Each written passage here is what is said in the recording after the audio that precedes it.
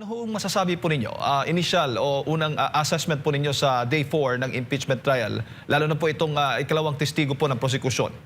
Kanina pinakikinggan ko yung inyong news reports at compared do sa mga napakinggan ko kagabi, galing do sa mga tinatawag nating traditional media o yung ang mga nagmamay-ari ay yun ding mga nagmamay-ari ng mga pinakamalalaking negosyo dito sa Pilipinas, kayo'y balansyado. You showed also the questions of the senator judges as well as the defense panel, samantalang yung iba kagabi puro lamang yung mga questions ng prosecutor at halatang-halata mo na slanted yung kanilang pagbabalita. Na hindi tuloy makuha ng ordinaryong mamamayan na nakikinig doon sa kanilang mga istasyon yung talagang nangyari doon sa hearing kahapon, no? Kaya't ako'y nagpapasalamat at ako'y binigyan naman ninyo ng pagkakataon na makapulong kayo ngayong umaga. Opo. Thank you, Sir Lito.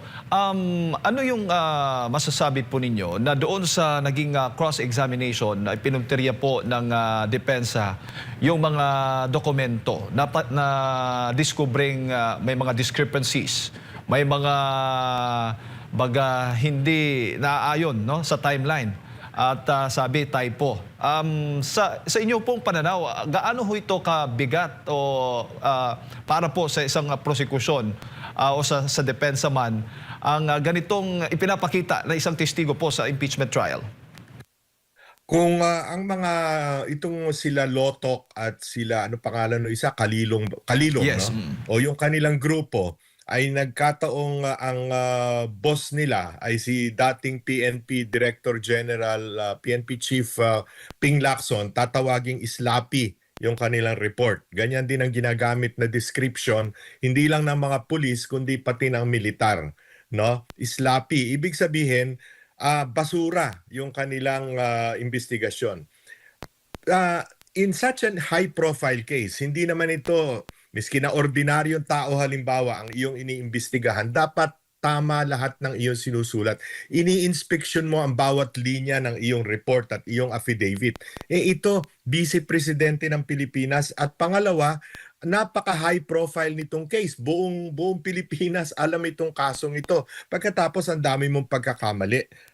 Unang-una na lamang, natatandaan nyo kahapon, nirush nila yung kanilang investigation report pagkatapos hindi niya matandaan kung ano ang nangyari noong February 5, 2025. Lahat tayo alam natin kung ano yung nangyari noong February 5, 2025. Siya na NBI, siguro Director 3 ito, Director 4 ang rango. Abogado pa. Mataas na yan. Susunod dyan, ASEC na. Hindi niya matandaan, hindi niya raw alam kung ano nangyari noong February 5. I mean, sino niloko nito? No, halatang-halata mo, hindi nga makatingin ng diretso sa camera, hindi nyo napansin, no? Talagang napakasama ng investigasyon at halatang-halata na from the very beginning meron na silang conclusion na gustong mangyari, no? At pinagtagpi-tagpi na lamang yung mga video sequences, pinagtagpi-tagpi na lamang yung mga statement ni Vice President Inday Sara to come up with what they call a prima facie evidence against her, no? Miski sinong piskal itatapon nito, kaya nga miski DOJ napahiya kasali rin naman ng DOJ dyan sa pagdiin kay Vice President Inday Sara, pero miski sila napahiya doon sa unang report kaya ibinalik at humihingi ng additional evidence. Opo. At bukod pa dyan, Sir Dito, madagdag ko lang din, yung pag-amin po ng, ni Attorney Lotok na gumagamit po sila ng templated na mga affidavits o template affidavits na may magkakahawig po, no? Na maling spelling, na-discover po yan. Tulad po nung yung mama na sinasabi po doon sa affidavits para po sa iba't ibang agents. Sa tingin po ninyo, ito po ay minadaling demolition job o talagang standard operating procedure na ng ahensya? Ang lahat ng ito ay demolition job from the very beginning. Ito'y matagal ng pinlano. It is a conspiracy from the very top of government, no? Mag-umpisa doon sa pag-alok ng confidential funds galing sa Office of the President, tinransfer sa Office of the Vice President. Doon pa lamang, ang problema nga nito mukhang na-set up ang Vice President Sara na ang akala naman niya ay bukal sa damdamin o sa loob ng mga opisyal ng gobyerno, kasama ang DBM, kasama Office of the President, kasama ang ang House of Representatives ng pangalawang taon, na mabigyan siya ng confidential at intelligence funds para magamit niya upang mas mabuti niya, maigi niyang mapadala ang kanyang mga serbisyo sa ating taong bayan. Pero ito'y mukhang na-trap siya.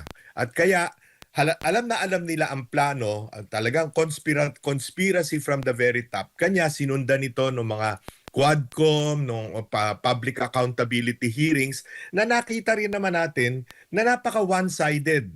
Dumating dun sa talagang iniipit ang Office of the Vice President at ang DepEd, to the point na ikaw man ang nasa lugar ni Vice President Inday Sara, halatang halata mo na persecution ito. This is an inquisition. Parang nung panahon ng Kastila, nung panahon ng mga hari at reyna sa Spain, na ini-inquisition ng mga Hudyo, ini-inquisition ng mga hindi naniniwala sa simbahang Katoliko, no? Ganun ang sistema eh. Kaya talagang nirarush pa nila yung investigation. Isipin mo, November 23 ng madaling araw nang magsalita si Vice President Inday Sara, yung bugso ng damdamin niya, yung galit niya dahil sa nais na ilipat ang kanyang Chief of Staff na babae pa man din mula sa House Detention Center to the Women's Correctional sa gitna ng gabi, no? Sa madaling araw. So talagang sinadyaan lahat ng ito, no, para mapikon, magalit, no, si Vice President Inday Sara, at magkaroon sila ng dahilan para i-trigger yung first impeachment complaint na ginawa February 5. So minadali yan from November 23, 24 all the way to the Christmas vacations, all the way to January 30, yung first affidavit or IDF. Opo.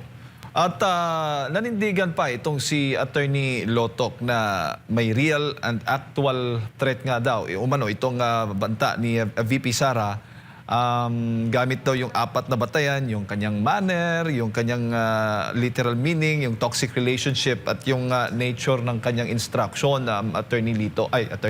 Sir Lito. Pero dapat ba sa mata ng publiko, dapat bang paniwalaan ang mga ganitong mga sinasabi ng testigo kung kulang, o baga may error, may typo error, mali-mali yung mga petsa, at hindi pa masyadong hindi may personal na, hindi pa nga alam niya kung ano yung talagang kompletong detalye ng ginagawang investigasyon doon sa ibang mga media.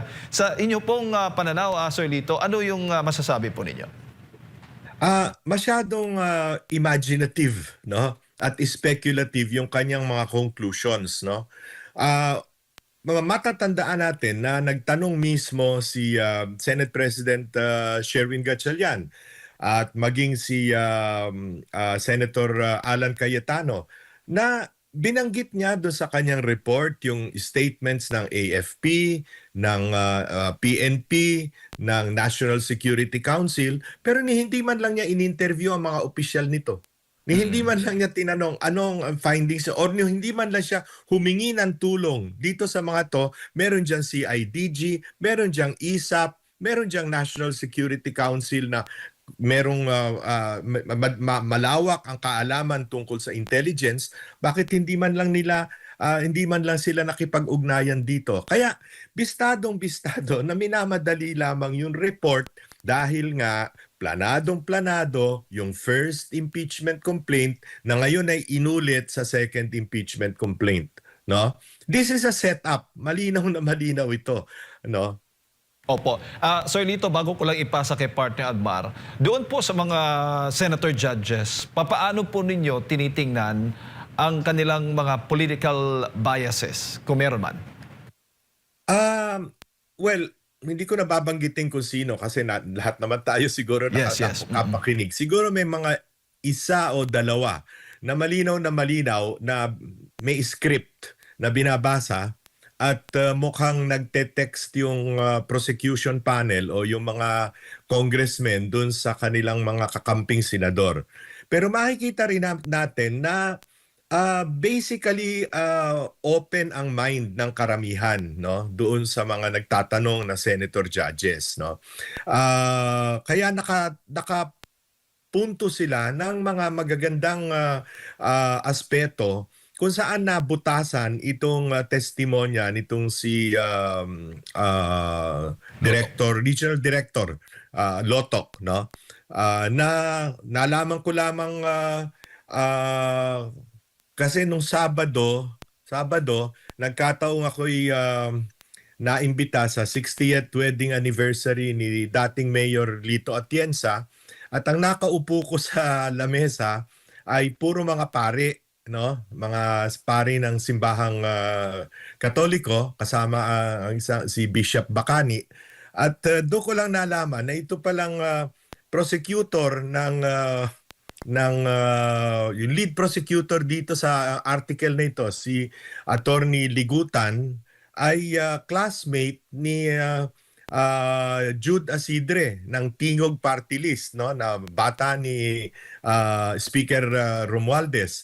At kahapon do sa pagpapalit nila ng kasi yung isa do sa mga nasa lamesa namin, classmate niya sa seminaryo. Mag-classmate sila sa seminaryo. Mm-mm. Si Asidre siya at saka itong si Ligutan.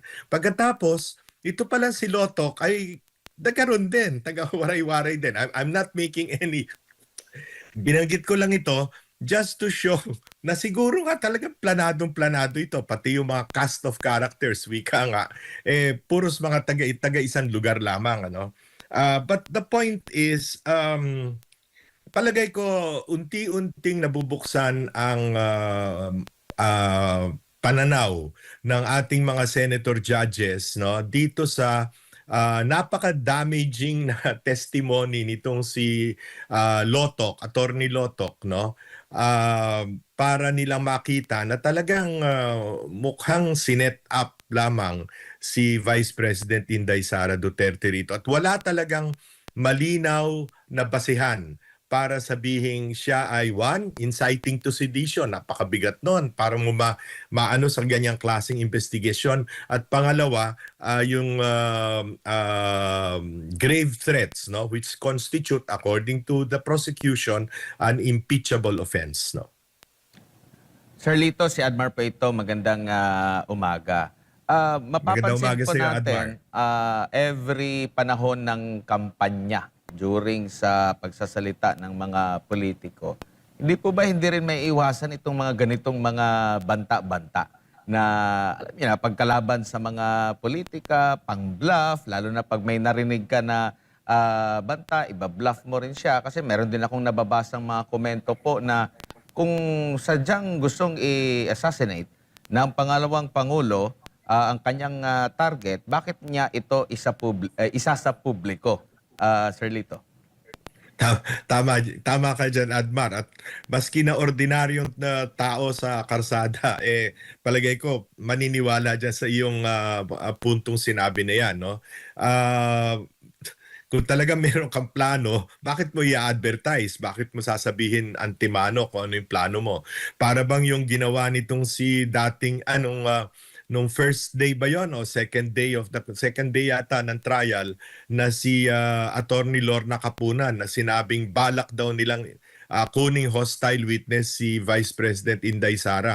Kung may balak kang ganun, wag mo sabihin, imbitahin mo na lang, humingi ka na lang ng subpoena ad testificandum, no? Kaya yun ang problema sa mga tao na nauuna ang daldal kesa sa pag-iisip na malalim na pag-iisip at pagsusuri, no? Talagang kung sa inaaksaya ng mga ito ang panahon ng buong sambayanan na dapat ay nakatuon sa mga pang-araw-araw na problema natin. This is all toxic political noise, no? At paalala ko lamang sa ating tagapakinig na matatandaan nyo siguro na si Bongbong Marcos, mismong presidente, nagsabi noon na this impeachment will not do any good for a single Filipino. Di ba meron siyang sinabing ganon na noon na ayaw niya raw, kesyo hindi niya raw gusto itong impeachment. Samantalang ngayon, malinaw na malinaw, nagsisinungaling silang lahat. Opo, at batay nga dito sa impeachment law natin, no, sa 1987 Constitution, yung accountability of public officers, sinasabi nga dito na ang pwedeng kaharapin, ma-impeach ang isang impeachable official kung meron siyang culpable violation of the Constitution, treason, bribery, graft and corruption, other crimes, or betrayal of public trust. Parang hindi ata na isaklaw itong Article 4 na ito sa high crimes, kundi ako nagkakamali ha, kundi doon sa betrayal of public trust ata. At marami akong nakakapanayam din ng mga abogado na kung simpleng ganyan lang, dapat nalahad na lang dito sa 1987 Constitution na pati na lang yung mga common crimes. Kasi specific naman dito yung yung mga talagang dapat ma-convict siya or meron siyang kasalanang nagawa, wala naman po yung mga, halimbawa, yung sinasabi rin nilang grave threat. At sabi nga ng depensa, sampahan na lang siya ng kaso sa RTC or MTC kung sino bang nakakasaklaw nito. And to take note, mahigit 1 taon na naisubmit yung kanilang resulta ng kanilang investigasyon sa DOJ at hindi pa ito umusad sa korte, Sir Lito. Tama ka dyan, Admar.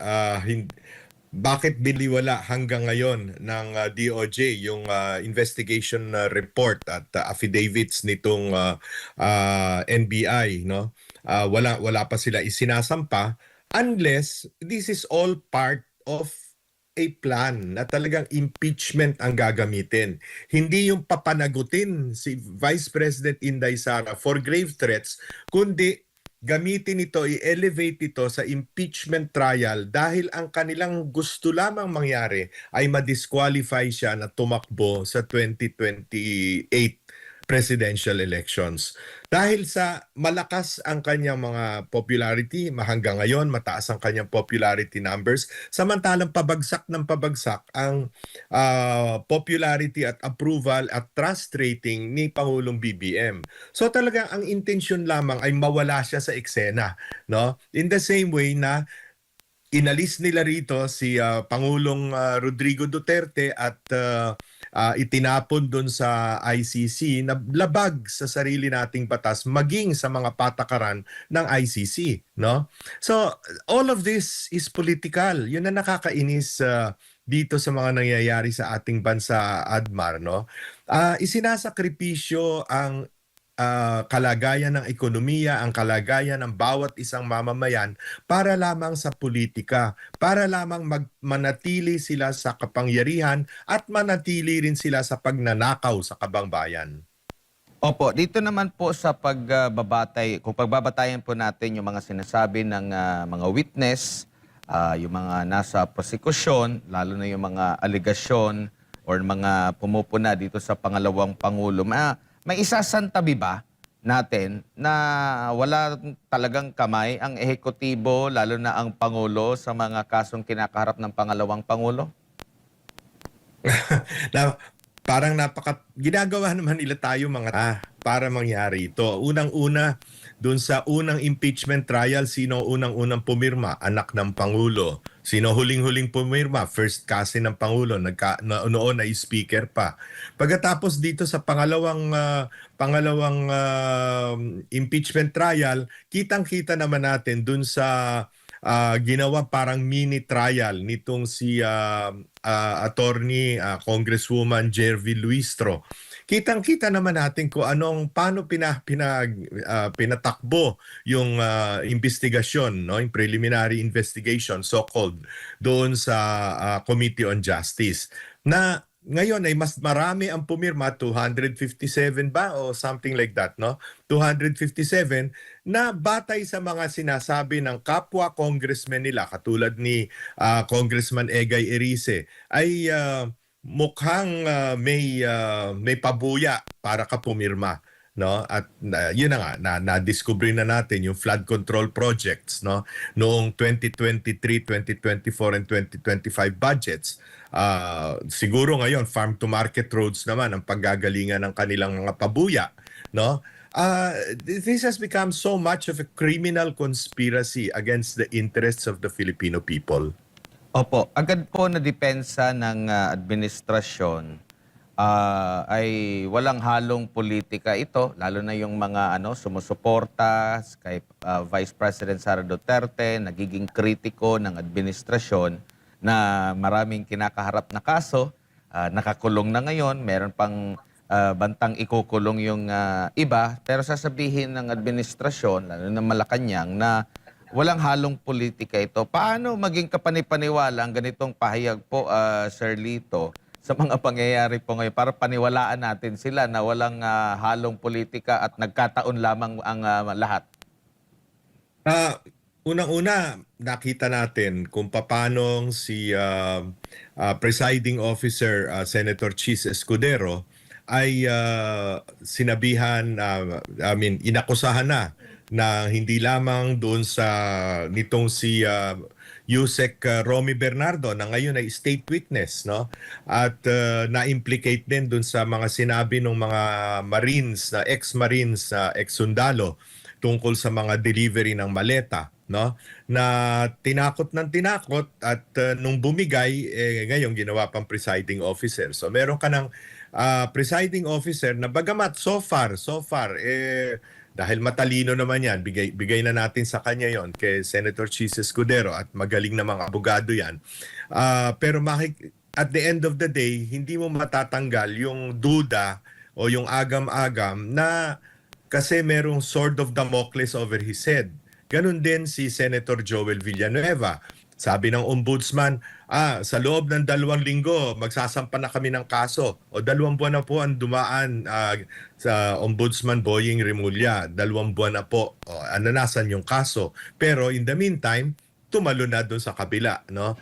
Si Senator Marcoleta, walang kakwenta-kwentang kaso na ginawang plunder imbis na graft. No?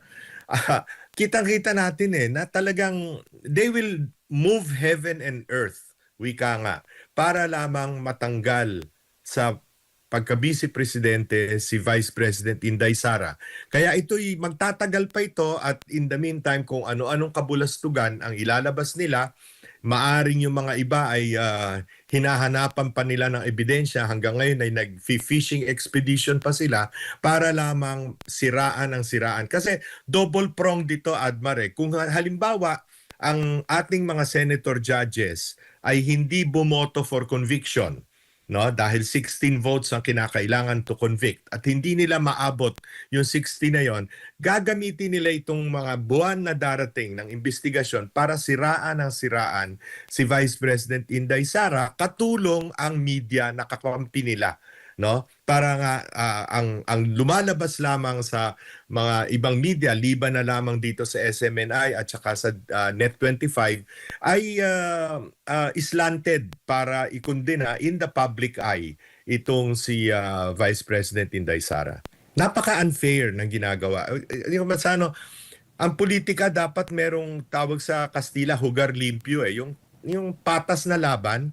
Dito sa gobyerno natin walang patas na laban Everything is always one-sided. Opo, at nakikita nyo rin po ba, Sir Lito, na sakaling i-impeach nila ang pangalawang Pangulo, lilipat na sa kanila ang mga supporter ng pangalawang Pangulo kung sino man yung kanila pong magiging pambato, o baka naman under pa rin ng ni Vice President Sara Duterte, mga galing sa suporta niya, doon lilipat yung mga supporter niya? Primero sa tanan, Admar, kitang mga daya, kitang mga taga Mindanao, dili man kita mo uyon sa kining mga gihimo nila kontra kang Inday Sara. That is 33.5% of the vote. Hindi ko pa binibilang ang mga Bisaya at ang mga taga Mindanao na nakatira sa Luzon, no?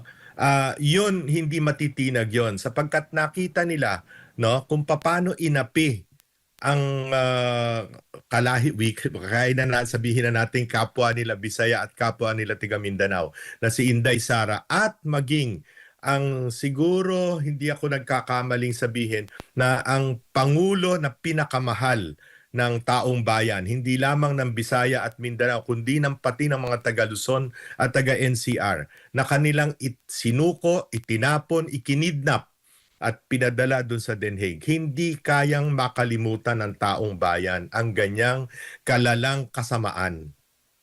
Opo, dito naman sa nakatakdang SONA ng presidente, ano po kaya sa tingin ninyo, sa assessment po ninyo sa nakalipas na isang taon na ang kanya pong ipagmamalaki? Well, balita ko unang-una, inumpisahan niya itong rigodon o pagtanggal ng ilang mga opisyal sa kanyang kabinete na bagamat sangkot sa mga kung ano-anong akusasyon ng katiwalian ay hindi tinatanggal kundi pinagre-resign dahil may sakit o kaya nire-recycle, no? From one position to another position. Sasabihin niyang paglilinis ng pamahalaan yan, good governance kuno, no? Pangalawa, siguro, at ito'y mga bali-balita na nasasagap natin, meron daw mga ilang congressman na sasampahan ng kaso ng patungkol dito sa flood control scandal para naman hindi kahiya-hiya na ibalik sa kanya yung kanyang mga katagang mahiya naman kayo na binitiwan niya noong nakaraang SONA. So, but all of this is optics. Lahat ito ay kunwari lamang. Isipin mo nga, yung secretary ng DPWH gagawing state witness. Saan ka nakakita? Yung taong pumirma ng kontrata, yung nagpabid ng kontrata, yung nagbayad sa mga kontraktor, gagawin mo state witness. Lokohan lahat ito, Atmare. Kaya nga, kung basta natatawa na lamang tayo kuminsa sa kanilang ginagawa. Pero halatang halata no? Opo. Ewan ko kung ano sasabihin niya sa susunod niya SONA at ano'y pagmamalaki niya. Wala namang, ayan, dito pa lang sa Quezon City, sa Manila, nagbaha-baha na naman. Sa Bulacan, bumalik ang baha. Sa Pampanga, nagkaroon ng landslide sa Davao Occidental, sa Panay, kung saan-saan. Nasaan yung mga proyektong pinagmamalaki nilang 5,500 flood control projects? Opo, meron pong inilabas sa ang SWS na survey na mula -15 naging -7 ang net satisfaction rating, pero negative pa rin po. Mas marami pa rin po yung hindi satisfied sa pamumuno kumpara doon sa satisfied. Anong basa niyo po rito, Sir Lito? Alam mo, Admar, dapat malaman ng taong bayan na yung pagsa-survey, hindi ibig sabihin na gumawa ka ng let's say 1,200 or 1,800 respondents nationwide ay lahat ng probinsya o lahat ng rehiyon ay nasa survey. So for instance, pag sinabi mong Kabisayaan, sa unang survey pwedeng doon ka mag-survey sa Cebu City, halimbawa sa Tacloban, no? Sa susunod na survey para yung Tambiolo inililipat mapupunta naman sa Iloilo, sa Bacolod, ganyan yan no?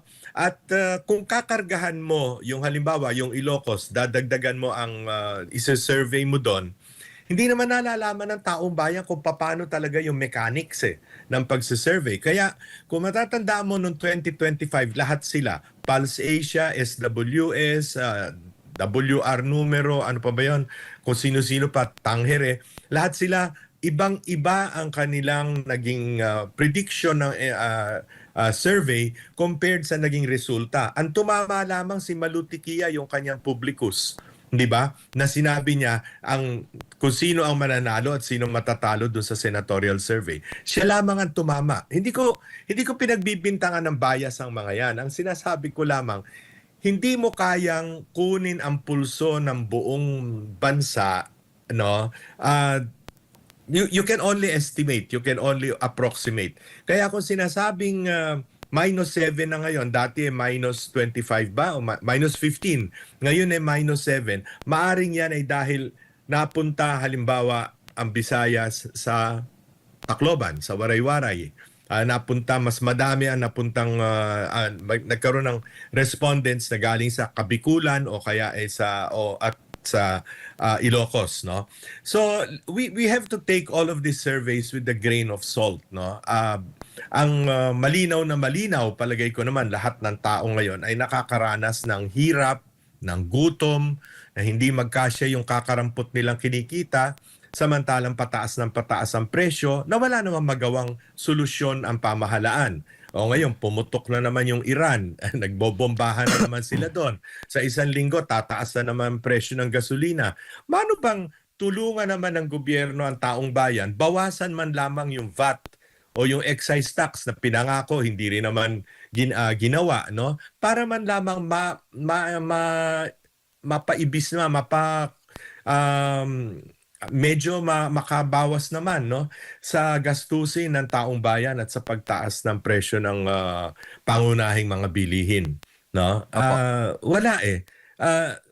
In essence, this is a government that can be characterized as one, overspending, two, overtaxing, three, overborrowing, and four, overstealing. Uulitin ko, overspending, overtaxing, overborrowing, overstealing. Yan ang pamahalaan na ng ating liderato sa kasalukuyan. Opo, at kung pagbabatayan ito pong assessment natin ninyo, Sir Lito, sa performance ng kasalukuyang administrasyon, lalo na ang Pangulong Bongbong Marcos, kung meron po siyang i-endorso for 2028, may bigat ba ito? May dating ba ito? Dapat bang makakuha ang isang nag-aasam na tumakbo sa darating na 2028 election ang endorso ng isang Marcos Jr.? Yan ang malinaw na magiging kiss of death. Kanya nga ang solusyon nila, tanggalin ang kalaban, no? Ang gusto nila, no? Hindi lamang yung hindi lamang yung itali ang isang kamay ng boksingero sa labanan, kundi talagang tanggalin yung kalaban, walang kalaban. 'Yun ang habol nila. Pero papayagan ba naman ng taong bayan ang ganyang pagsasalaula sa ating demokrasya, sa ating republika? No, where we are given the freedom to choose our leaders.